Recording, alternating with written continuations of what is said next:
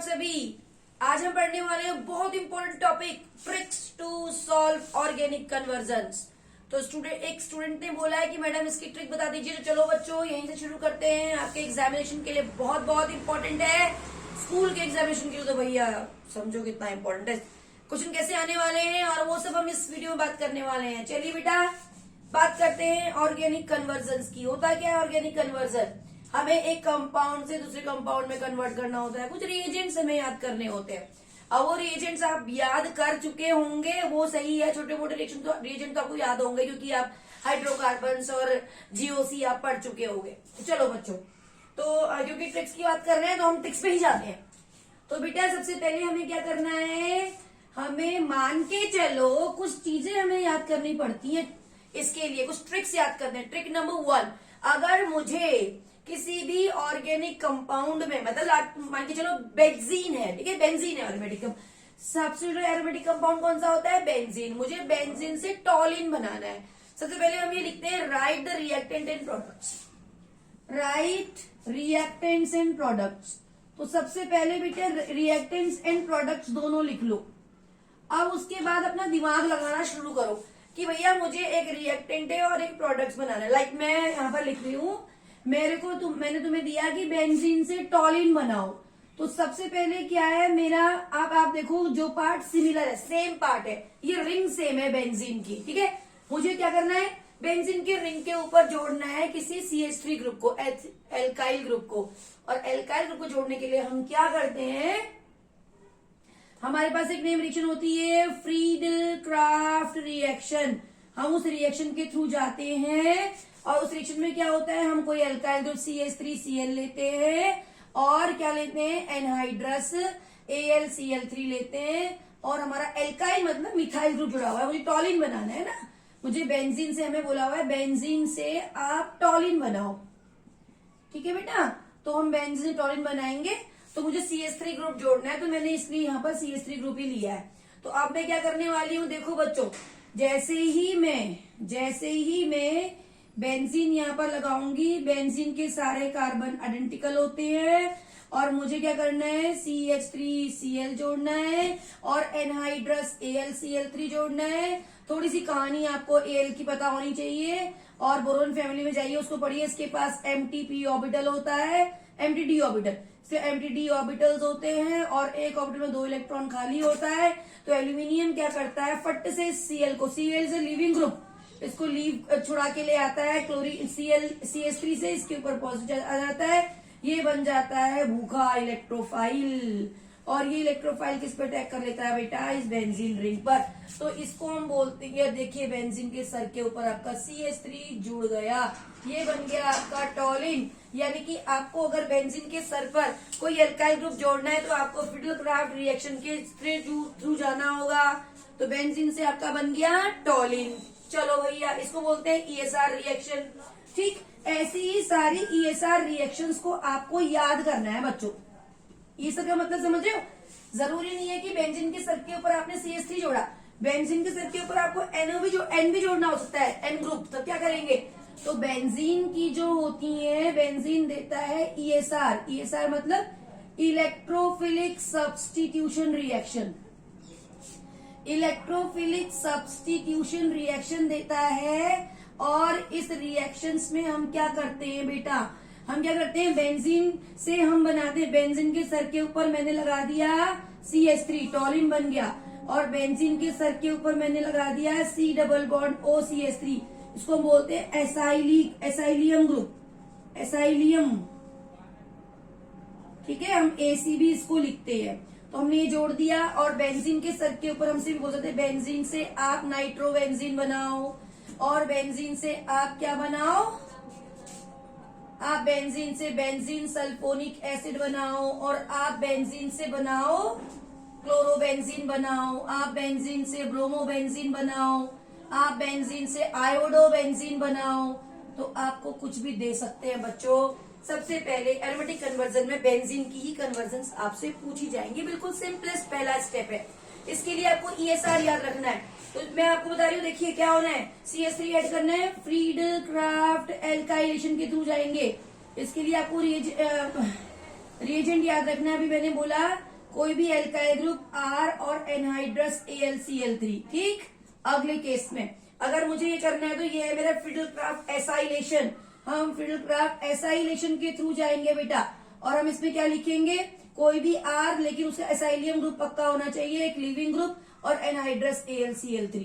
ठीक है, अब अगला मुझे क्या करना है, इसके लिए नाइट्रेशन लगाऊंगी। क्या होता है नाइट्रेशन का रिएजेंट याद होना चाहिए, concentrated HNO3 and concentrated H2SO4। ठीक है, यहाँ पर मेरा मुझे कॉन्सेंट्रेटेड H2SO4 सल्फोरेशन करने के लिए और क्लोरोबेंजीन और ब्रोमोबेंजीन, इसके लिए हम यूज करते हैं हेलोजिनेशन। ठीक है, इसमें क्या होता है, कोई भी एक हेलोजन ले लिया, एनहाइड्रस AlCl3 मतलब कोई लुइस एसिड, अगर Br भी ले सकते हैं और एनहाइड्रस FeBr3 भी हम ले सकते हैं, तो हम Br यहाँ पे जोड़ देंगे। आयोडो जोड़ने के लिए एक यूनिक रिएक्शन होती है, मैं उसकी भी बात करने वाली हूँ। तो ESR रिएक्शन को आप ध्यान रखना है, 4 ESR रिएक्शन होती है, nitration, Friedel Crafts reaction, halogenation and sulphonation, है ना। तो इनके रिएजेंट आपको पता होने चाहिए। तो सबसे पहले आप रिएजेंट्स को याद करो, अब फिर उसके बाद आपको कन्वर्जन आसानी से हो जाएगा। यानी कि अगर आपको बेंजीन से टॉलिन बनाना है तो आपको CH3 जोड़ना है, introduction of alkyl group to benzene ring, है ना बेटा। अब मैं दूसरा बोल रही हूँ, बेंजीन टू नाइट्रोबेंजीन। बेंजीन से मुझे नाइट्रोबेंजीन बनाना है, तो मैं क्या करने वाली हूँ बच्चों, सबसे पहले मुझे लिखना है बनाना क्या है, बेंजीन का स्ट्रक्चर ये होता है, और मुझे नाइट्रोबेंजीन बनाना है, मतलब मुझे बेंजीन की जो बेंजीन में जो है नाइट्रो ग्रुप की एंट्री करनी है। और नाइट्रो ग्रुप कहाँ से आएगा, नाइट्रेशन से आएगा। तो मैं क्या करूँ यहाँ पर, आपसे ये पूछेंगे क्या करोगे, यहाँ पर आप डालोगे concentrated HNO3 plus concentrated H2SO4, इन दोनों कॉम्बिनेशन करोगे, दोनों आपस में मिलके आपको एक इलेक्ट्रोफाइल जनरेट करके देंगे NO2। ये इलेक्ट्रोफाइल इस बेंजीन रिंग के पास जाएगा और यहाँ जुड़ जाएगा, और ये बन जाएगा बेटा नाइट्रोबेंजीन NO2। तो बन गया नाइट्रोबेंजीन। ऐसे ही आपसे पूछ सकते हैं, बेंजीन से नाइट्रोबेंजीन बनाया, अब आपसे पूछ सकते हैं बेंजीन से क्लोरोबेंजीन। तो बेंजीन से क्लोरोबेंजीन क्या करेंगे, मान के चलो आपको बोला बेंजीन से क्लोरोबेंजीन,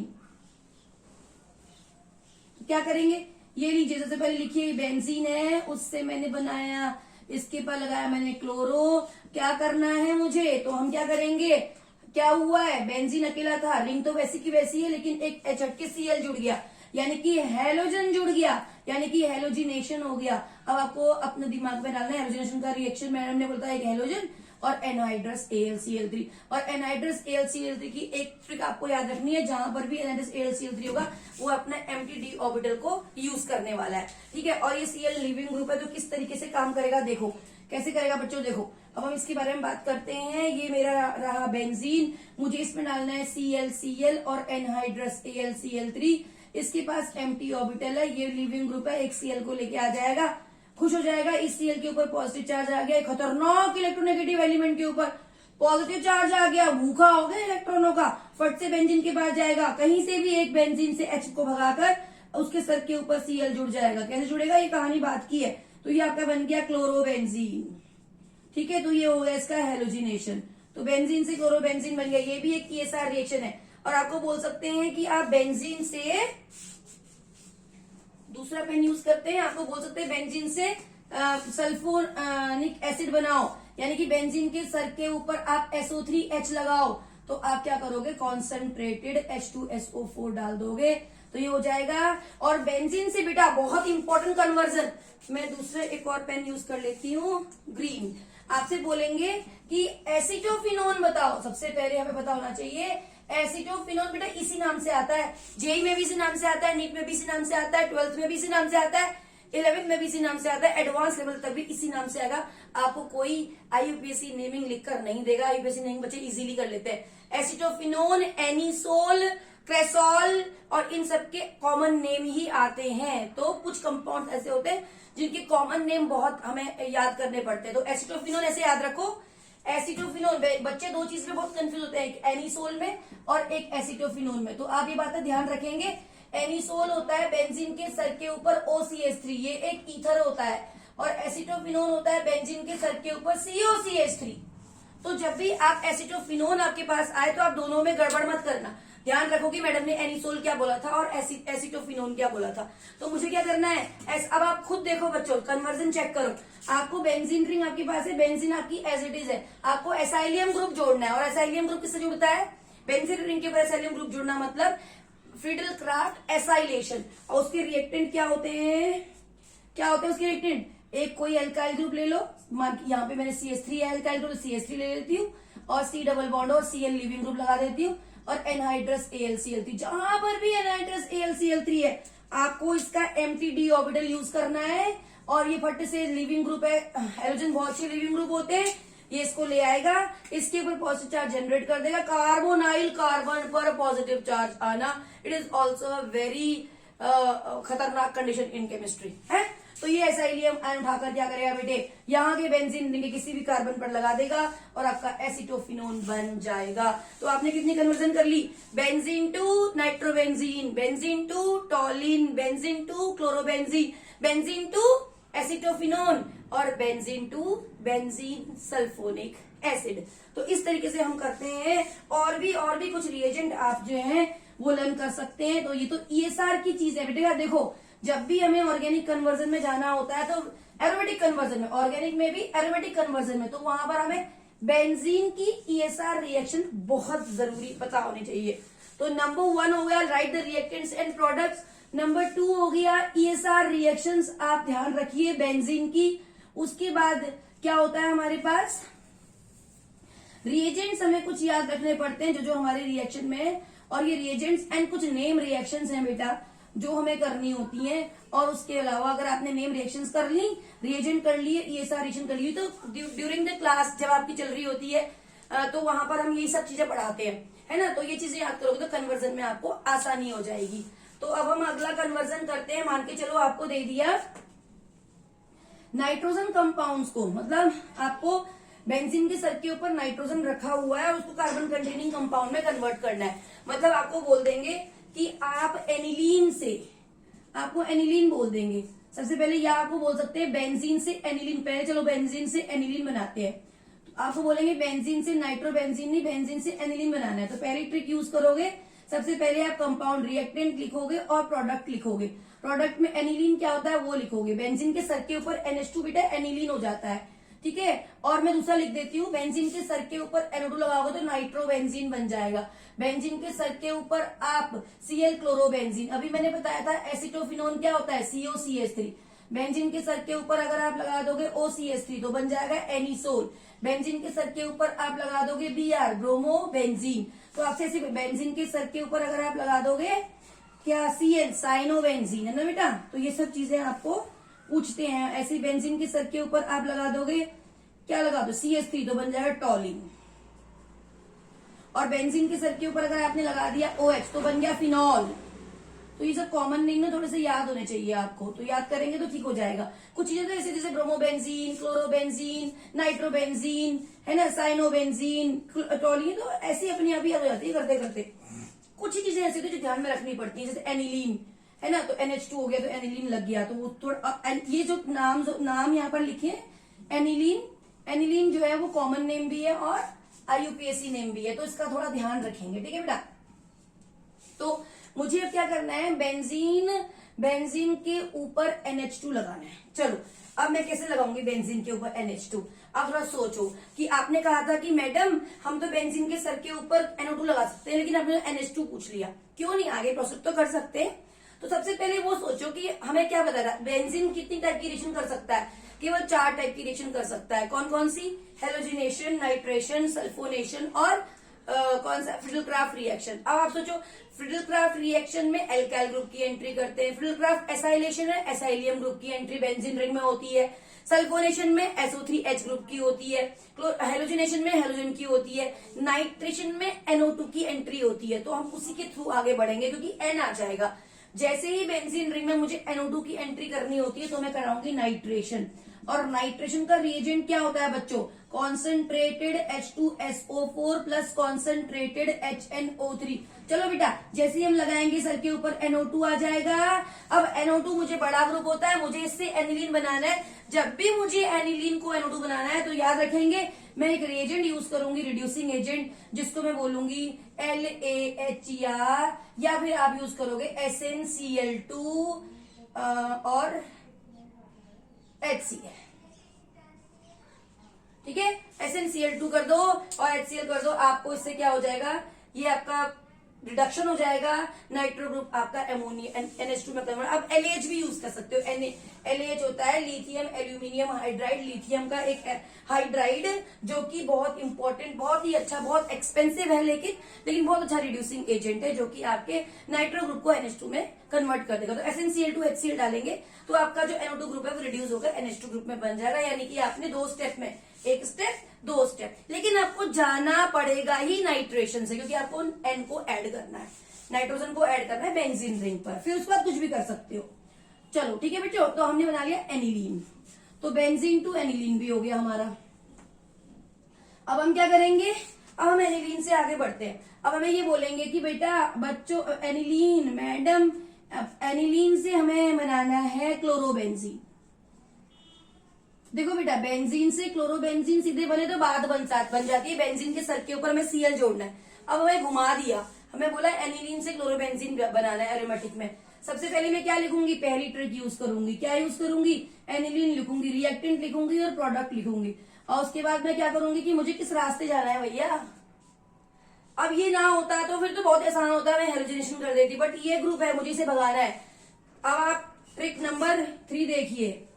पहली नंबर ट्रिक नंबर 1 में क्या था, रिएक्टेंट ट्रिक, दूसरे में क्या था, आपको ESR ध्यान रखना है, नहीं, तीसरे में क्या है, आपको यहां पर आपको ये ध्यान रखना है, whenever you are converting nitrogen compound containing compound carbon containing compound, you have to go through डायएजोटाइजेशन।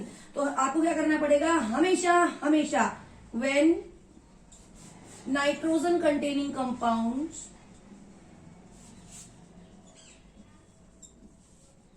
are converted into carbon containing compound, we will proceed through diazotization। चलो बच्चों, क्या होता है डायएजोटाइजेशन,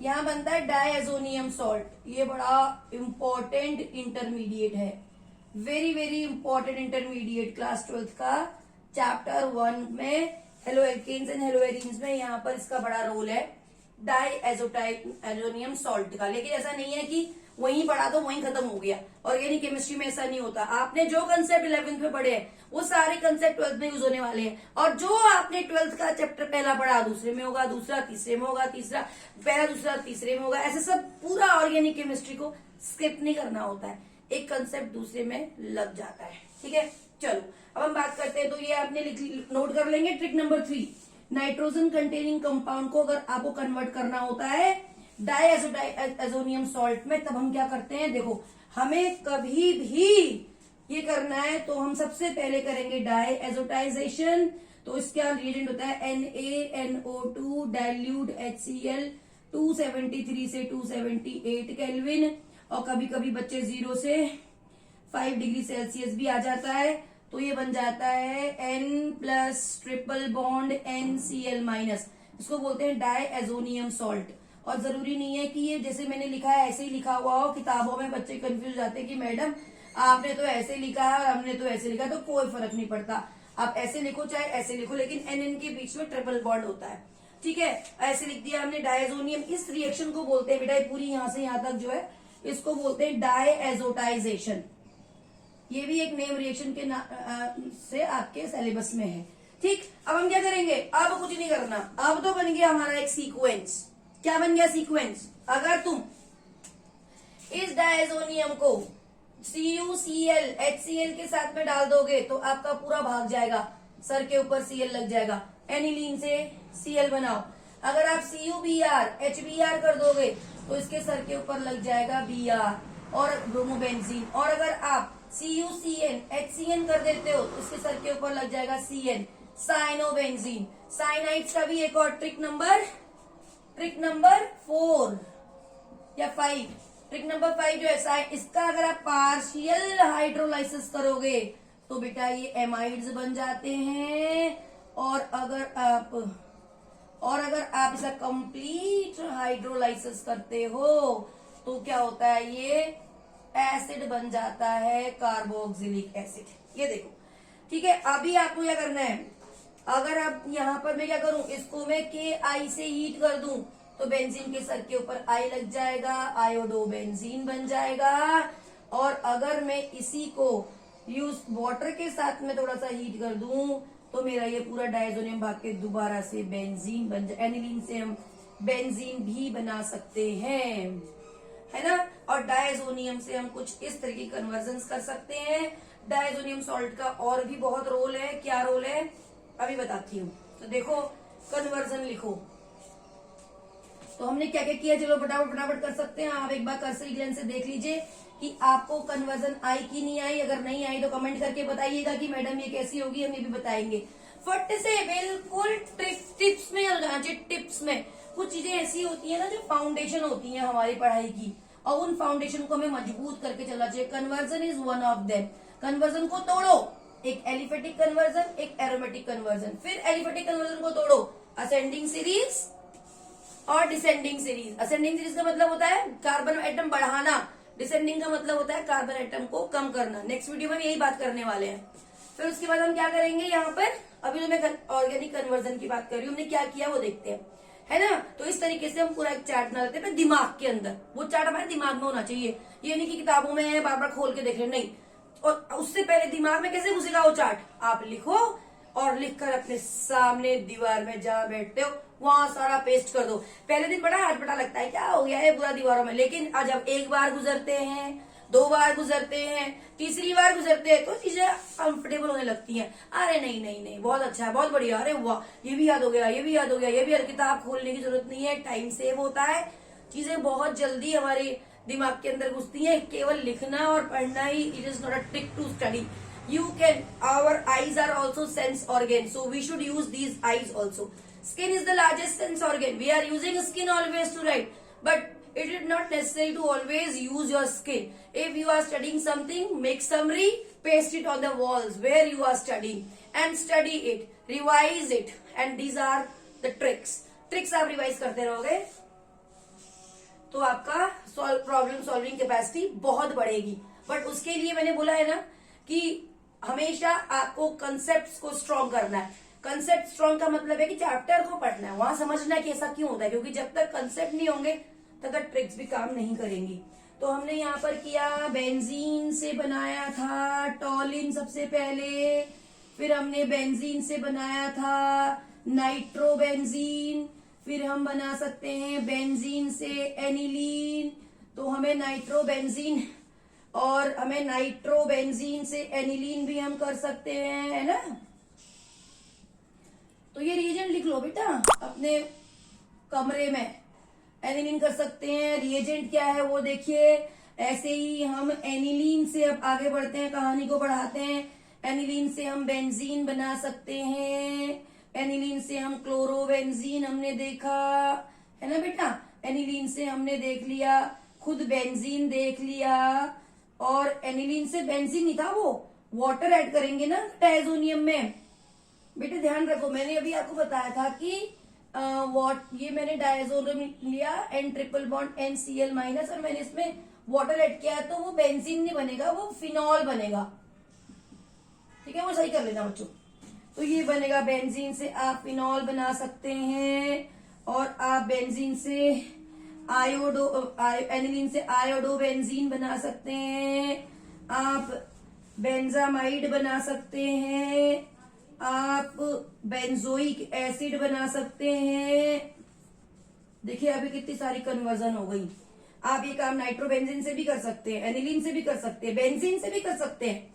क्या करेंगे, बेंजीन से पहले नाइट्रोबेंजीन बनाएंगे, फिर एनिलीन बनाएंगे और फिर उसके बाद डायजोनियम बना के आगे चलेंगे, है ना। एक स्टेप सबसे पहले आप ये चीज पढ़िए, फिर उसके बाद आपसे क्वेश्चन में बोलते हैं 1 स्टेप में कैसे बनाएंगे, 2 स्टेप में, वो सेकंड फेज है कन्वर्जन का, ठीक है। तो एनिलीन से हमने ये बनाया और एनिलीन से ब्रोमोबेंजीन बना सकते हो बच्चों, ब्रोमोबेंजीन बना सकते हो, साइनोबेंजीन बना सकते हो, है ना बच्चों। तो अभी और बेंजीन से हमने क्या बनाया था, बेंजीन से हमने और भी चीज बताई थी बेटा, toluene, nitrobenzene, benzene sulphonic acid, acetophenone, है ना। और क्या बनाया था हमने,